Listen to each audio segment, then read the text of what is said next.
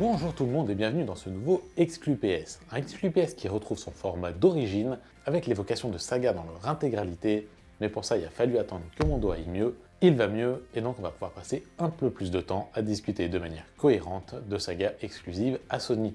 Pour enfin démarrer dignement cette saison 2, on va parler d'une saga de RPG de Sony, il s'agit de la saga Wild Arms. Et pour commencer, il faut rappeler qu'à l'époque, Final Fantasy a déjà largement explosé. Et Sony, ils aimeraient bien avoir leur propre saga de RPG. Et pour ça, ils vont faire appel à un studio nommé Mediavision, un studio qui avait développé un certain Rapid Reload dont on avait parlé dans une vidéo précédente. Globalement, le cahier des charges confié par Sony à Mediavision va être très simple. Ils veulent un RPG avec des graphismes 3D permis par la PlayStation pour surpasser le concurrent. Mais ce qu'ils veulent surtout, c'est un RPG tout ce qu'il y a de plus traditionnel. Akifumi Kaneko et Takashi Fukushima vont alors s'y mettre et vont imaginer un univers de western, pas forcément classique dans le genre, qu'ils vont mêler à un univers fantastique, un univers de créatures avec un petit côté médiéval. Et tout ça, ils vont le mêler avec des mythologies nordiques et japonaises.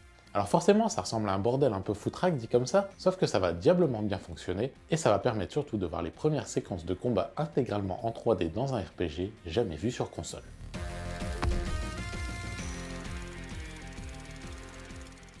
Il est donc temps pour Wild Arms, premier du nom, de débarquer en 96 au Japon, en 97 en Amérique du Nord et en 1998 en Europe. Le joueur va alors y découvrir le monde de Filgaia, un monde qui fut verdoyant grâce à la protection des gardiens, mais après une invasion de démons et la mort des gardiens, la verdure a disparu, ne laissant qu'une vaste étendue désertique. 1000 ans plus tard, le monde commence à se reconstruire, mais les démons n'attendaient que ça pour envahir de nouveau. 3 personnages vont alors porter l'avenir de Filgaia sur leurs épaules. Et ces 3 personnages, ça va être Rudy, Jack et Cecilia. Le jeu démarre ainsi sur un prologue permettant aux joueurs de contrôler chacun des personnages avant qu'ils ne se croisent et fassent équipe pour le début d'une grande aventure qui occupera une 50aine d'heures au joueur qui va découvrir un monde fascinant. Alors évidemment, le jeu ne se départ pas d'un gameplay assez classique. Combat au tour par tour, visite de village, auberge, marchand d'armes, marchand d'objets, magie, MP et HP, et même balade en mer, tout y est. Mais là où Wild Arms va se distinguer, c'est dans son ambiance proche du western avec ce monde où les armes à feu existent mais sont considérées comme les vestiges d'un monde violent et sanglant. Ceux qui savent les manier sont considérés comme ayant un don et sont maudits et rejetés. C'est le cas de Rudy par exemple. Et sur la musique, inspirée elle aussi par le genre, on va parcourir déserts et donjons variés, de cavernes en bateaux fantômes ou des dalles aériens. Les décors sont aussi beaux que le jeu dans son ensemble et il peut profiter de particularités. Par exemple, le joueur possède une attaque simple, une liste d'attaques spéciales, la magie pour Cecilia, les armes, notées ARM pour Rudy, ou la dégaine folle pour Jack, et fait augmenter une barre de force au fur et à mesure du combat qui lui permettra d'avoir recours à des attaques spéciales la consommant plus ou moins, parmi lesquelles des invocations forcément fort puissantes. Avoir sa barre de force à fond guérit de toutes les affections notamment. Ainsi, ces petites originalités couplées au fait que chaque personnage possède des outils se débloquant au fil du jeu, des bombes ou un radar pour Rudy, un singe, un briquet ou un grappin pour Jack, pierre magique ou un bâton pour parler aux animaux pour Cecilia par exemple, qui vont permettre d'offrir quelques puzzles et une avancée variée, bien que passer de l'un à l'autre soit parfois assez lourd. Pas de quoi handicaper un jeu passionnant par son histoire, ses personnages et son gameplay, même s'il semble un peu trop facile et linéaire, malgré quelques quêtes annexes, en comparaison de la concurrence. A noter que la VF est assez aléatoire par contre, avec une traduction parfois assez douteuse. Alors chez nous, Wild Arms il va rencontrer un certain succès d'estime, mais pas franchement énorme. Par contre au Japon ça va très bien marcher, comme souvent les RPG dans ce pays.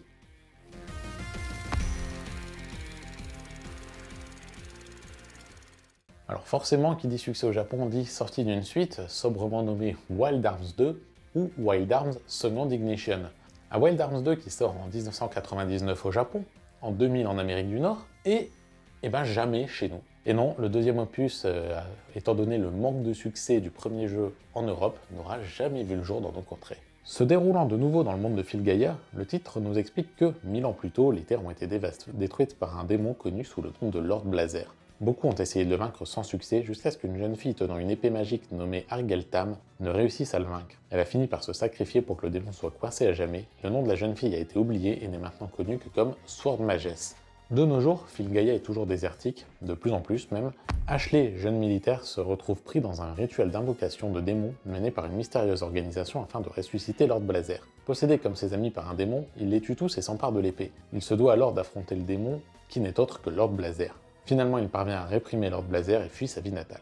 Il reçoit alors une offre du mystérieux Irving qui lui propose de rejoindre l'Arms, où il va faire équipe avec Brad, un ancien héros de guerre devenu prisonnier, et Lilka, une sorcière en devenir. Et les voici partis pour, à terme, essayer de sauver le monde une nouvelle fois. À première vue, il n'y a pas de grande surprise dans ce Wild Arms 2. Le jeu se compose même de 3 intros comme le premier titre, si ce n'est qu'il est clairement plus joli avec des sprites plus précis, car pour le reste, les points qui le rapprochent de son aîné sont nombreux. Les ARM évidemment, mais aussi les magies à rattacher à des objets que l'on trouve un peu partout, les objets eux-mêmes, le jeu se déroule dans le même monde, l'ambiance Far West est encore plus poussée, les équipements et les invocations, sans oublier les pyramides ELW, qui sont ici nommées Live Reflector, et qui permettent de se déplacer dans le monde de Filgaia. Ou encore les outils et la possibilité de switcher entre les 3 personnages. On finit même par pouvoir parcourir le jeu sur un vaisseau et même un bateau. Mais le titre va proposer des nouveautés à côté. Chaque boss, plus nombreux, se compose de plusieurs parties. N'en abattre que la principale rapportera moins d'avantages. Il n'y a plus de MP, ils sont remplacés par des FP qui se gagnent en mettant et en encaissant des coups. Les personal skills s'achètent grâce à un point gagné à chaque niveau et permettent de choisir les paramètres à augmenter à chaque prise de niveau. Et on retrouve d'autres personnages à contrôler cette fois-ci, tels que Tim, qui vont rejoindre l'aventure au fur et à mesure du jeu. Il y a également un scénario bien plus développé avec de très nombreux dialogues et des scènes diverses. Bref, Wild Arms 2 est une version très améliorée du premier jeu, d'autant plus qu'il possède 2 CD et également bien plus de quêtes annexes que le premier jeu. C'est vraiment dommage qu'il n'ait pas vu le jour chez nous pour le coup. C'est l'interlude. En 2001, le magazine japonais Z propose le manga Wild Arms Flower Thieves. Alors pour résumer, il s'agit d'un manga de 187 pages commandé à Sony Computer et publié par Kodansha, la plus grosse maison d'édition du Japon. Le manga va contenir des éléments des 2 premiers jeux. Il met en scène un groupe d'humains vivant à Airose, une ville surpeuplée. Les fleurs y sont rares et précieuses. Le personnage principal s'appelle Maxi, un jeune garçon expulsé de la ville après avoir sauvé une jeune fille avec son ARM pour la sauver d'un monstre mangeur de fleurs. Le manga obtiendra son petit succès et des adaptations de chaque jeu Wild Arms finiront par voir le jour en manga, et ce depuis le second épisode. Alors elles ont été produites par des firmes comme DNA Media, Enix, Bros Comics, Gangan Wing ou 4Kings et sont sorties exclusivement au Japon. Elles sont tout à fait fidèles à l'intrigue des jeux, mais avec quelques interprétations personnelles à droite et à gauche. C'est la fin de l'interlude.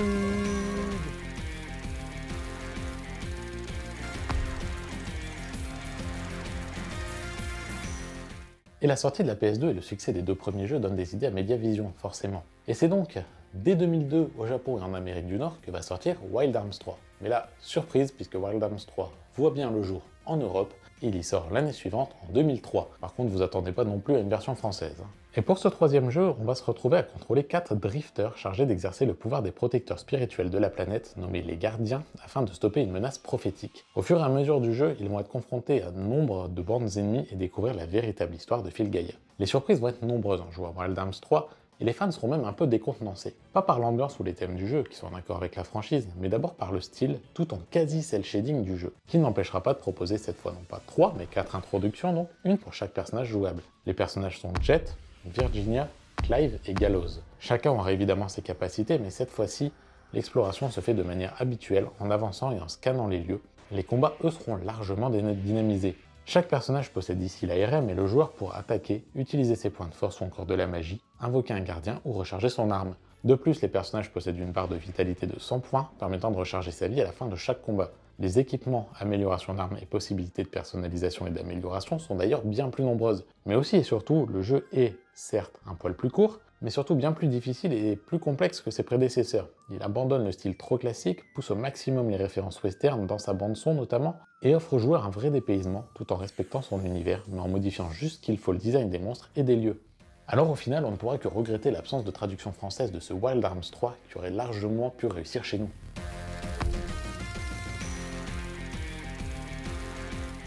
Et en 2003 au Japon, mais en 2005 en Amérique du Nord et jamais chez nous, sort non pas Wild Arms 4, mais un certain Wild Arms Alter Code F. Mais alors, Kezako? Eh bien, il s'agit tout simplement du remake PS2 du premier jeu. Un remake qui tient à rester fidèle au jeu original, mais propose donc des graphismes revus, des donjons plus linéaires, plus simples, des casse-têtes eux aussi simplifiés, et un système de combat plus proche de Wild Arms 3. En plus de ça, les combats aléatoires sont bien plus nombreux, à un point d'ailleurs que le jeu en devient franchement assez vite saoulant. Dommage parce qu'au-delà, le travail sur les designs était assez remarquable, la musique réenregistrée, les ajouts scénaristiques et l'ajout de plusieurs autres personnages jouables auraient pu être un vrai gros plus. Évidemment, les cinématiques ont été refaites, et comble de bonheur, la version américaine comporte même un DVD avec le premier épisode de la série animée. Alors si on ne devait pas subir ces combats à répétition, le jeu serait un vrai remake réussi sur tous les points, et aurait mérité de voir le jour en Europe. C'est l'interlude.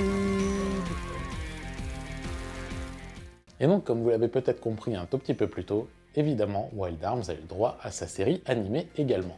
Diffusée d'octobre 2019 à mars 2002 sur le réseau japonais WoWow, Wild Arms Twilight Venom comporte 22 épisodes de 20-25 minutes. Respectant parfaitement l'ambiance des jeux et plutôt bien fichue, la série dirigée par Itsuro Kawasaki et Koichi Mashimo suit deux chasseurs de fantômes, Loretta et Mirabel, qui vont tomber sur le corps de Cheyenne Rainstorm, une guerrière du passé ressuscitée dans le corps d'un enfant de 10 ans. Ils vont s'associer au docteur Aronnax pour découvrir son passé. On retrouve donc dans cette série une bonne partie de ce qui fit le succès des jeux, jusqu'à la musique issue directement des deux premiers jeux, ce qui est un ajout forcément très sympathique à la saga Wild Arms.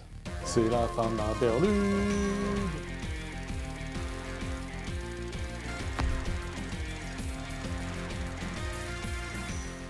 Et puis en 2005 au Japon et en 2006 dans le reste du monde, va voir le jour un certain Wild Arms 4, toujours développé par Mediavision. Et là, attention, il va y avoir du changement. Jude vit une existence sans souci à Ciel. Il y est d'ailleurs le seul enfant. Lorsque le village est envahi par des soldats, il infiltre un campement et libère deux prisonniers, Yuli et Arnaud. Les soldats voulaient utiliser Yuli pour activer une ARM ultra puissante. Jude va l'activer par erreur, poussant les habitants de Ciel à fuir le village dans des capsules de survie, amenant nos héros à Filgaia. Sur Filgaia, un pouvoir ami de la démocratie affronte un pouvoir totalitaire, les deux souhaitant sortir ce monde du déclin. Évidemment, nos amis vont se retrouver au cœur de tout cela et seront aidés par une autre rencontre, Raquel.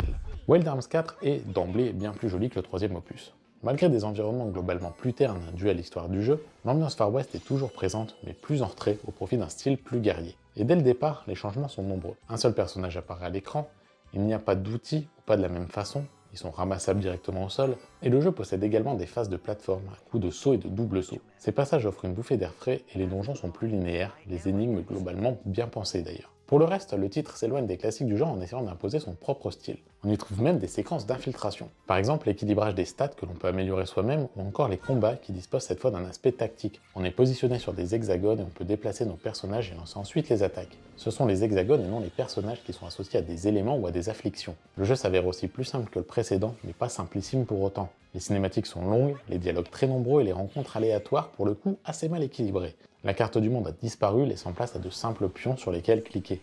C'est un des rares vrais défauts d'un titre qui s'impose comme un des meilleurs jeux de la franchise pour toute la nouveauté qu'il apporte.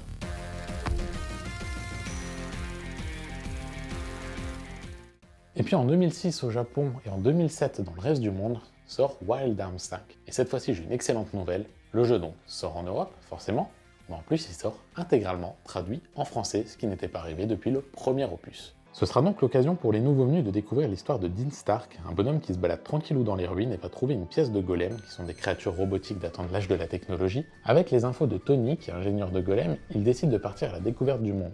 Cependant, avant ça, il va aller se promener une dernière fois avec son amie Rebecca et tombe par hasard sur une jeune fille nommée Avril, qui ne se souvient de rien, sauf du nom Johnny Appleseed. Et c'est reparti pour une aventure qui va voir revenir le système de combat de l'opus précédent dans une version améliorée. Cette fois par exemple, on peut bouger puis attaquer dans la foulée. Les effets des hexagones sont plus visibles, le jeu est plus beau, bien qu'assez terne encore une fois, et on retrouve la carte du monde plutôt grande et vaste. De quoi découvrir de nouvelles contrées et profiter des nouveautés telles que les outils, les ARM utilisables hors combat, les 6 personnages jouables, Dean, Rebecca, Avril, Greg, Carol et Chuck, et les stats personnalisables. Nouveauté aussi dans le ton qui, tout en restant dans un cadre un peu western, se rapproche bien plus d'autres RPG japonais classiques, avec notamment plus d'humour et un côté un peu plus enfantin, du moins dans sa première partie, ce qui n'empêche aucunement le jeu d'être difficile, plus d'ailleurs que l'opus précédent. Ce Wild Arms 5 est finalement l'épisode le plus abouti et le plus différent des épisodes précédents, et il aurait mérité certainement un plus grand succès dans nos contrées. C'est l'interlude. La musique est une donnée importante dans de nombreux RPG, et c'est également le cas dans ce Wild Arms, qui va effectivement reprendre de nombreux termes western, aux sonorités western, aux sonorités Far West, mais qui vont les mélanger à une musique plus traditionnelle, plus classique des RPG, notamment avec tous les thèmes que ça induit, notamment un thème de combat donc.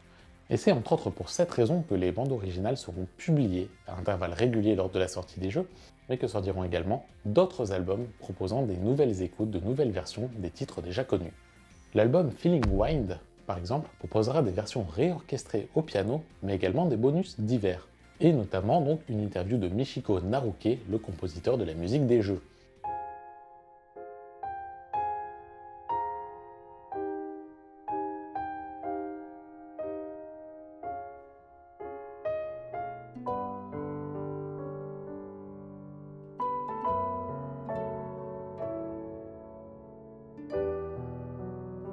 L'album Rocking Heart, quant à lui, proposera des versions rock et jazz des musiques du jeu.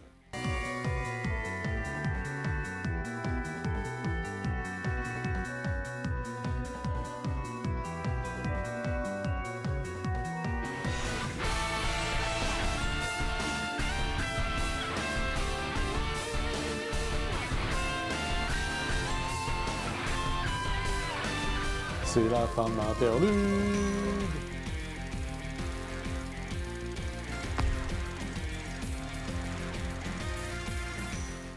Et puis en 2007 au Japon et en 2008 en Amérique du Nord et chez nous, sortira un certain Wild Arms XF, cette fois-ci sur PSP.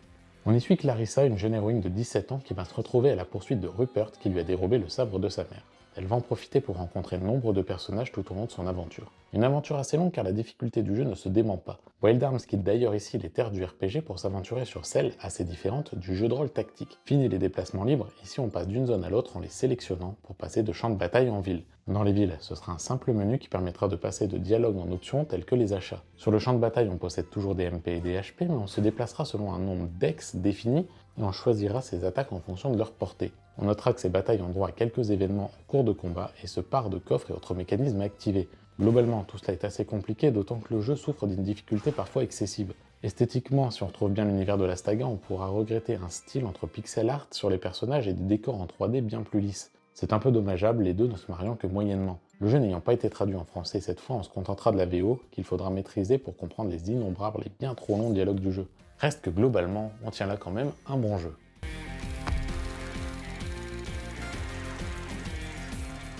Et pour en finir avec Wild Arms, on va noter que Yahoo, Ketai, iMod et ESWeb se sont associés pour distribuer Wild Arms Mobile, un service de téléchargement sorti en 2006 qui comprenait un jeu de type Tetris aux couleurs de la saga et également un jeu de tir qui mettait en scène des personnages et lieux de Wild Arms 3. On y trouvait également des arrière-plans, apparences de calendrier, musique et style visuel basés sur les jeux. On parlera également de Wild Arms Million Memories de son côté qui est sorti en 2018 et qui est développé par Forward Works. Il est sorti exclusivement au Japon et il s'agissait d'un action RPG plutôt pas mal fichu et franchement assez joli.